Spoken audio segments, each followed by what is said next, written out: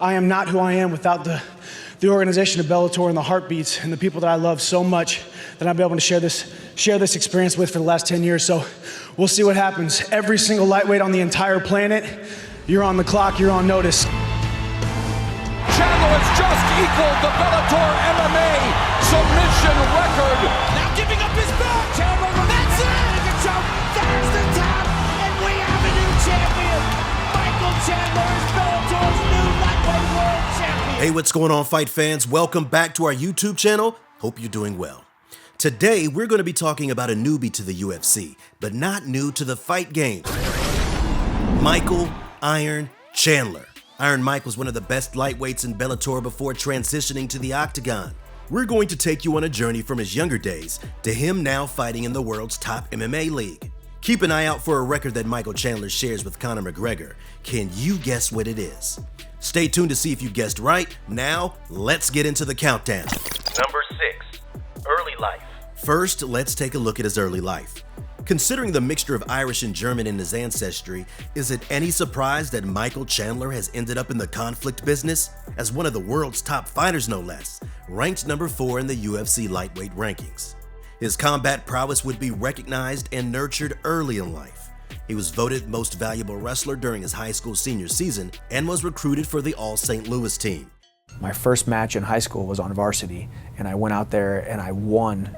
It kind of gave me that confidence that, shoot, if you just want to match on varsity, you're only a freshman. Let's see what you can do. He would carry on this excellent form into his college days. Chandler attended the University of Missouri, where he was the captain of the wrestling team. Check out this next fact about Michael Chandler. In addition to 100 career wins, Chandler would qualify for the NCAA championship 4 times and placed 5th at the NCAA's, earning Division I All-American honors. If that isn't impressive enough, wait till you see the next accomplishment from Iron Mike Chandler. The Big 12 Conference pulls together some of the greatest young collegiate talents to compete in a variety of sports against other exceptional athletes.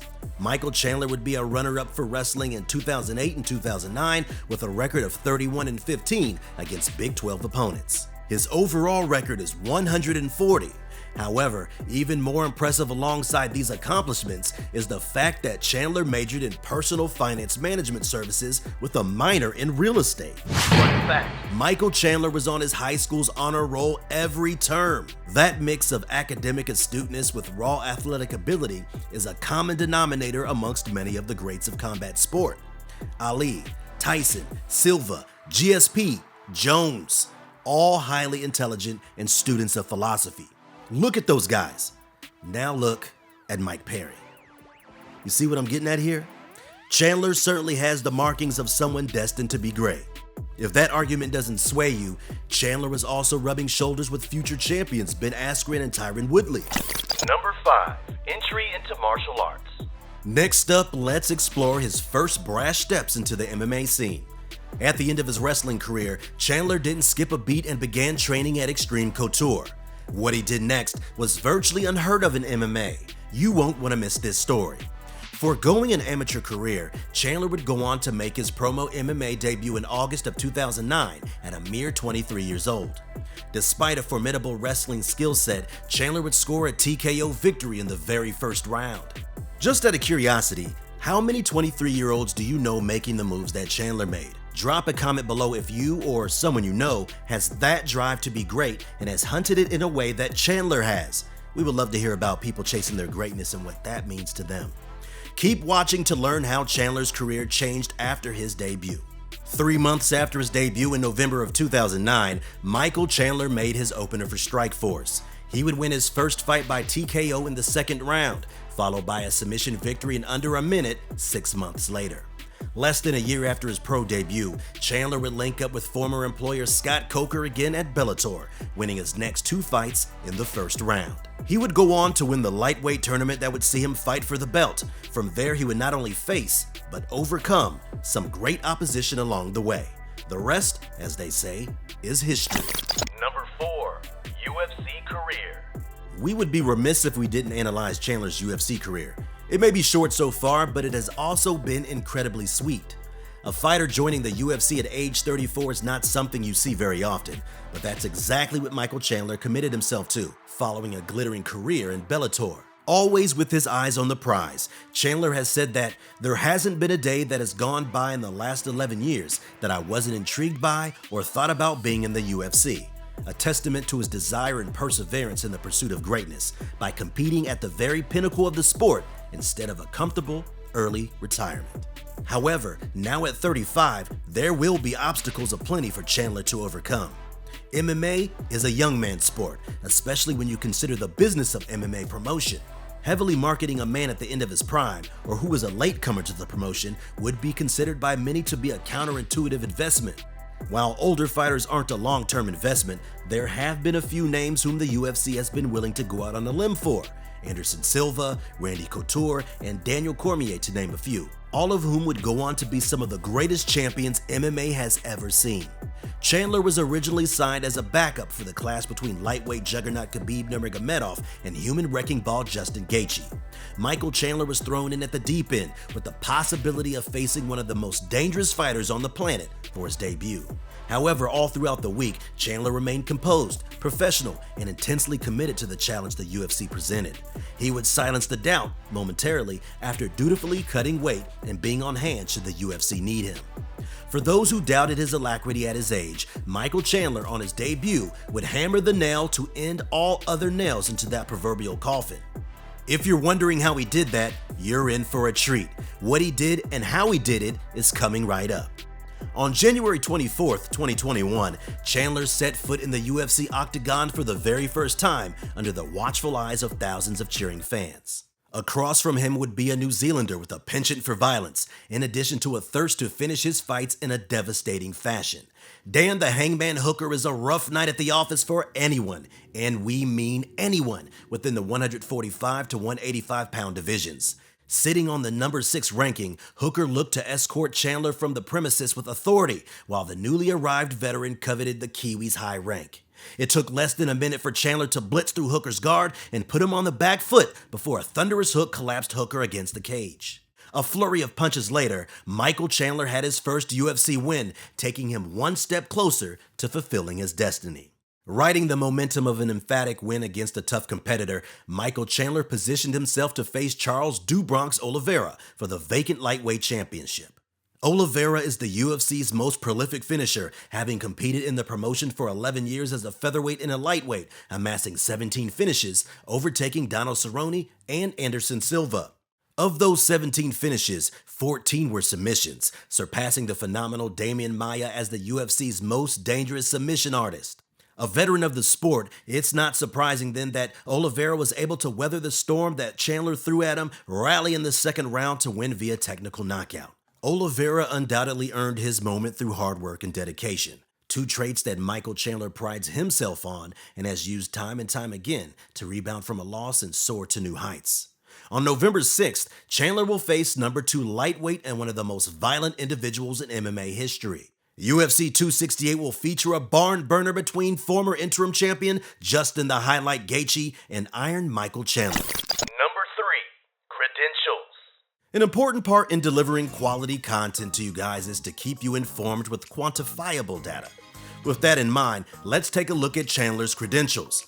You can't just have a claim to greatness without slogging it at the very bottom first. Chandler knows exactly what that entails, going from Most Improved Wrestler in 2006 to becoming captain of the college wrestling team in 2009.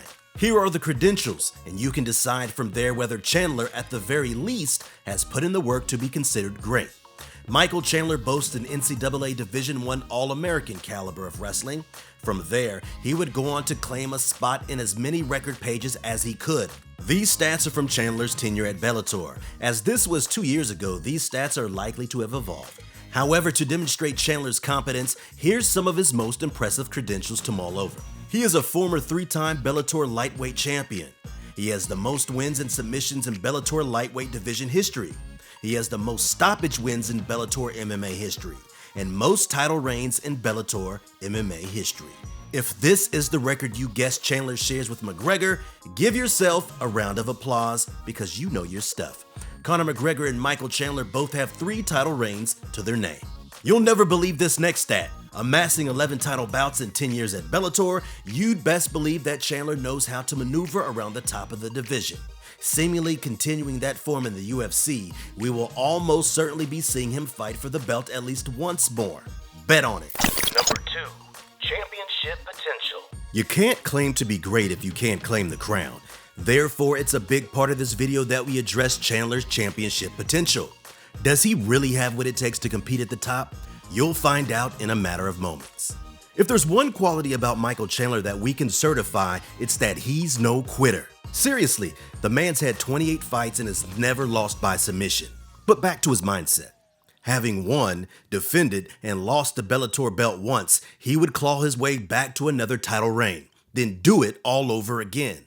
This is a fighter that knows how to preserve under the lights and eventually get his hand raised. Michael Chandler has already had one shot at the title, and if not for the grit and determination of Charles Oliveira, would be the current UFC lightweight champion, having nearly finished Oliveira in the first round. Bear in mind, this is his second UFC fight. He also holds impressive wins over former UFC lightweight champions Eddie Alvarez and Benson Henderson. Chandler being able to secure 2 solid victories over a young Benson Henderson speaks volumes regarding his potential as a future lightweight champion. With the best coaches in the entire world, the best training partners in the entire world, you can do anything in here. Henderson is one of 4 fighters who hold the record for lightweight title defenses, with legends like Khabib, BJ Penn, and Frankie Edgar for company. Should Chandler find a way to win the belt, not only would he validate himself as one of the greatest, but would put himself in a position to set yet another record. In doing so, he would set himself apart from those aforementioned names and remove all doubt as to who the greatest really is. Number 1. Turning back the clock. If you made it this far and are still unsure of your opinion of Michael Chandler, allow us to summarize just why this man may be destined for greatness. From a young age, he's been formally recognized as an athlete of tremendous talent and value. Being voted the most valuable wrestler on your way to being the college wrestling team captain isn't something you achieve with average potential.